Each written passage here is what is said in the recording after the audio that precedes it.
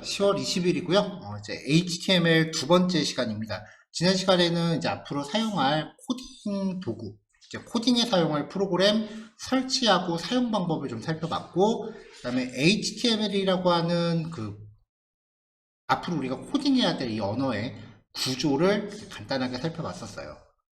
이제 크게 새롭게 이제 HTML 파일을 만들게 되면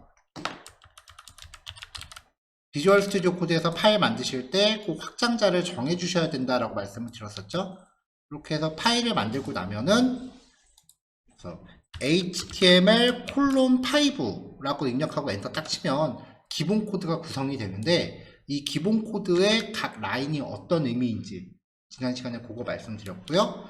그리고 우리가 일반적으로 웹브라우저 화면에 보는 내용은 이 body라고 하는 부분 안쪽에서 이제 기술이 되는데, 그럼 앞으로 이 안에 어떤 내용들을 기술하면 되는가, 요거를 이제 살펴보기 시작을 할 겁니다.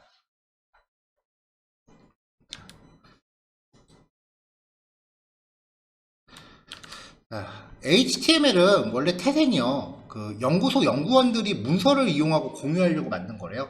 연구소에서 쓰는 문서라고 하는 거는 결국은 논문이거든요. 결국은 이제 책 쓰려고 만든 거예요.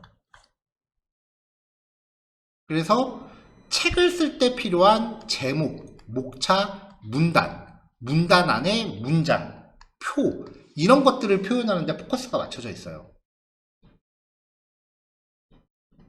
그래서 이제 첫 번째로 살펴볼 내용은 문단을 구성하는 것과 관련된 내용들이에요. 이 문단 안에 들어가는 것 중에 첫 번째가 이제 제목을 구성하는 태그들입니다. 자, 요건 제가 어저께도 소개를 해드렸었는데요. 헤딩이라고 하는 태그의 줄임말로 H를 사용하고요. 수준별로 1수준부터 6수준까지 표현이 됩니다. HTML 앞부분이 사실 좀 많이 지루하거든요. 그래서 여기는 조금 속도감 있게 진행을 할게요.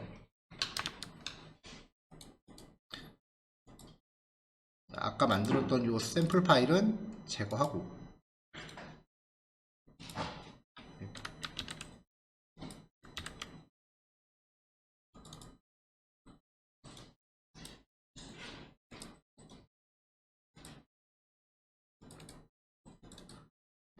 이렇습니다. 여기 H1부터 H6까지 바디 안에 이렇게 쭉 기술을 해 놓으면, 얘를 웹브라우저에서 확인할 때 소스 코드에서 마우스 우클릭하면은 오픈 위드 라이브 서버라는 기능이 있다고 말씀드렸어요. 요거 선택하시면은 이제 웹브라우저가 이렇게 뜨는데, 요걸 통해서 확인하면은 내가 코드를 수정하는 게 이제 코드를 이제 저장할 때마다 1, 2, 3이라고 입력하고 저장하면은 실시간으로 반영이 된다. 그렇게 말씀을 드렸었습니다.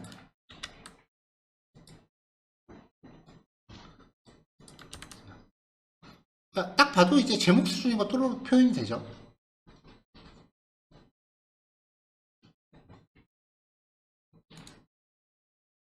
제목이 있으면 그 다음에 이제 본문을 기술해야죠. 본문은 이제 패러그래프 줄여서 P라고 하는 태그로 구성을 합니다. 여기에 이제 내가 표현하고 싶은 문장들을 쭉 문단마다 이 태그를 한 세트씩 구성하시면 돼요. HTML 태그는 바깥에서 안으로 점점 중첩해가는 포함 관계가 기본 구조이기 때문에 문단 안에 작은 소문단을 또 넣으셔도 상관없습니다. 근데 문단 안에 문단이 들어간다는 것 자체가 조금 상식적으로 안 맞잖아요. 문단은 우리가 책을 보면 이렇게 첫 번째 문단이 있으면 그 다음번 문단이 이렇게 다 밑에 있잖아요. 그래서 보통은 이렇게 P 태그를 직렬로 이렇게 놓는 게 일반적이에요. 자, 이렇게 같은 태그를 2개 이상 연속적으로 사용을 하면 문단이 이제 떨어져 있다는 걸 표현하기 위해서 기본적으로 이 P 태그와 P 태그 사이에 약간의 여백을 만들어요, HTML이.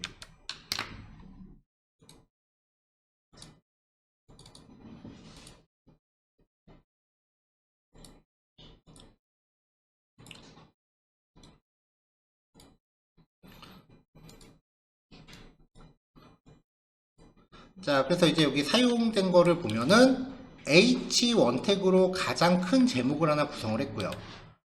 다음에 H2 태그로 소제목 이 수준의 제목을 넣고요. 그 다음에 문단이 하나, 둘 이렇게 들어 있습니다. 하나, 둘 이렇게요. 근데 요거 이따가 실습 시간 제가 할애를 할 텐데 실습하실 때 이거 텍스트 그대로 똑같이 안 쓰셔도 돼요. 그냥 뭐 1, 2, 3, 3, 4, 5 여기는 그냥 인터넷에서 아무 뉴스 기사나 그냥 적당히 긁어서 넣으시면 됩니다. 그냥 그 구조가 어떻게 만들어지는지를 확인하자는 거지 이거 한 글자 한 글자가 중요한 건 아니에요. 자, 이렇게 문단을 구성을 한다. P태그와 P태그가 이렇게 지금 두 개가 연달아 있잖아요. 이 부분을 보면은 문단하고 문단 사이에 이렇게 살짝 띄어놔요. 왜 우리 인터넷에서 게시판 글 같은 거 쓸 때 보면 문단 떨어진 거 표현하려고 일부러 엔터키 2번씩 칠 때 있잖아요. 근데 그거를 이제 디자인 하시는 분들이 이 여백 간격을 다 없애버려서 그래요, 기본적으로. 원래는 굳이 안 그래도 되는 건데. 자, 그 다음에 이제 인용문입니다. 블록퀴트라고 하는 태그인데요. 출처가 존재하는 형식의 문장을 구성할 때 쓴다. 뭐 이렇게 표현을 하고요. 이 안에는 다른 문단 요소들이 다 포함될 수 있어요.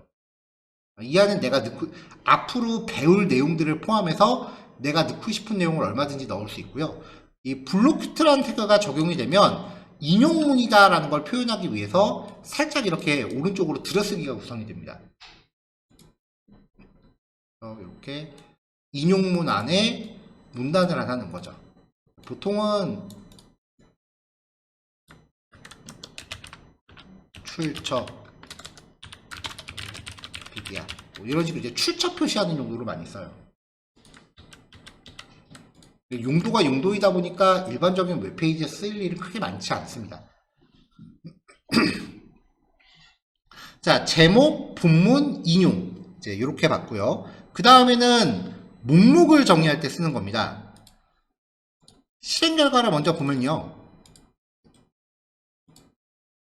이런 식으로 땡땡이로 되어 있는 목록이 있고요. 그 다음에 1, 2, 3이라고 넘버링이 되어 있는 메뉴가 있고요.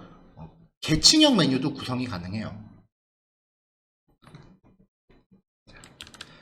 자, 이렇게 저는 이걸 땡땡이라고 부르는데요. 보통 이제 블럭리스트라고 하죠.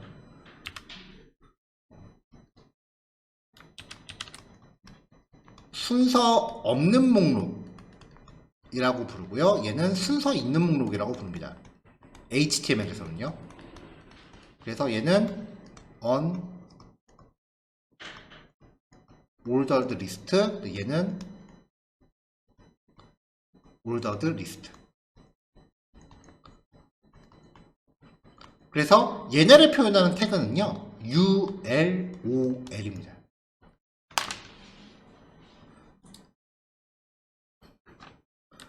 자, 그래서 순서 없는 목록 UL, 순서 있는 목록 OL. 이렇게 하면 목록을 넣을 수 있는 영역이 생겨요. 이 영역 안에 이제 직접 우리가 뭔가 항목들을 넣어야 되잖아요. 얘네들을 리스트 아이템이라고 해서 LI라는 태그로 넣습니다. 이 각각의 리스트 아이템 안에서는 뭐 P, 조금 이따 우리가 살펴볼 div, h 태그 뭐 이런 걸 통해서 이 각각의 목록 아이템 안에는 우리가 또 마음대로 꾸며줄 수도 있어요.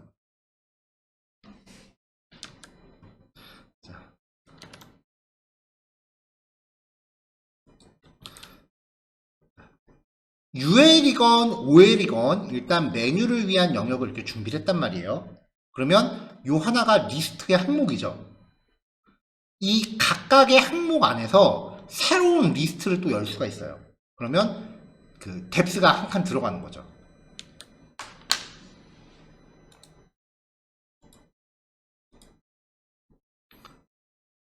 얘는 순서 없는 목록. 얘는 뭐 별거 없죠. 그 다음에 이 HR이라고 하는 태그는요, 평상시에 이렇게 많이 쓰는 태그는 아니고요, 가로선을 하나 만들어줍니다. 영역을 구별하고 싶을 때 넣는 거고요. 또 제목 넣고 OL에다가 LI 넣으면은 얘는 자동으로 1, 2, 3 이렇게 일련 번호가 붙어요.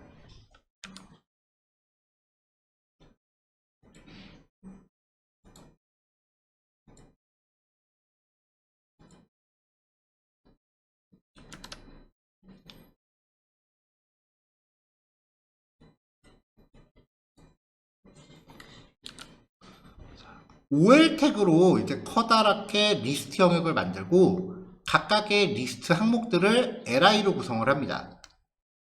그러면 오른쪽 화면에서 봤을 때 이 단위로 li 태그 하나씩이 되는 거예요. 이 안에 UL을 또 넣어요. 얘는 순서 없는 이죠?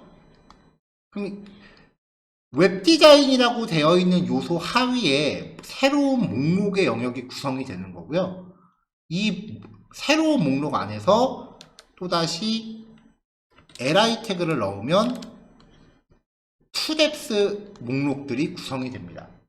이렇게 해서 덱스를 무제한으로 넣을 수 있어요. 그리고 UL을 쓰건 OL을 쓰건 OL을 쓰건 UL을 쓰건, 아니 순서 바꿔서 UL을 쓰건 OL을 쓰건, 아니면 OL 안에 OL을 넣건, 이건 그냥 내가 넣고 싶은 대로 넣으시면 돼요. 가령 예를 들어서 바깥의 거를 제가 UL로 바꿔볼게요. 그러면은 바깥의 게 일단 깜장색 땡땡이가 되고 안에 거는 이렇게 속이 비어있는 땡땡이가 되죠. OL과 OL을 중첩시켜 볼게요. 그러면 이렇게 해요. 1번, 여기는 얘는 1-1이라고 보면 되겠죠. 나중에 우리가 CSS라고 하는 거를 또 공부하게 되면은 이 숫자의 형태도 바꿀 수 있어요. 이렇게 로마 숫자도 가능하고요. 그 다음에 UL 태그, unaltered 같은 경우에도 이 모양도 바꿔줄 수 있어요. 네모 형태도 가능하고요. 나중에는 아예 아이콘 같은 거 넣어줄 수도 있고요.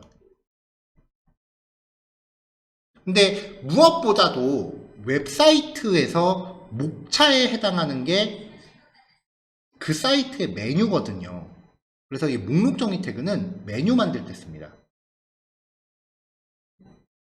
이런 식으로 이제 toDeps 목록으로 구성되는 경우는 나중에 디자인을 넣으면 여기에 마우스 올렸을 때 얘가 열리는 형태가 돼요.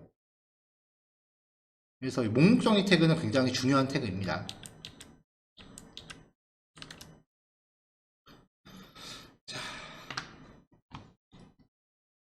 자, 첫 실습이니까 시간 조금 평소보다 더 잡아볼게요. 일단은 제가 20분 정도 말씀을 드렸고요. 요거 예제 3개. 하나, 둘, 셋. 보통 예제 하나당 제가 평균 실습 시간은 5분에서 10분 사이로 잡아요.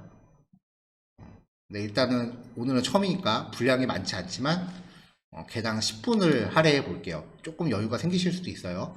2시 50분까지 실습하시면 되고요. 10분 쉬셨다가 3시에 뵙는 걸로 하겠습니다. 보통은 실습 시간하고 쉬는 시간 제가 이렇게 붙여서 쓰는데요. 중간에 뭐 먼저 쉬시고 싶으신 분은 부담 없이 왔다 갔다 하셔도 됩니다. 유도리 있게 시간 쓰시면 돼요. 도움 필요하신 분들은 저 부르시면 됩니다.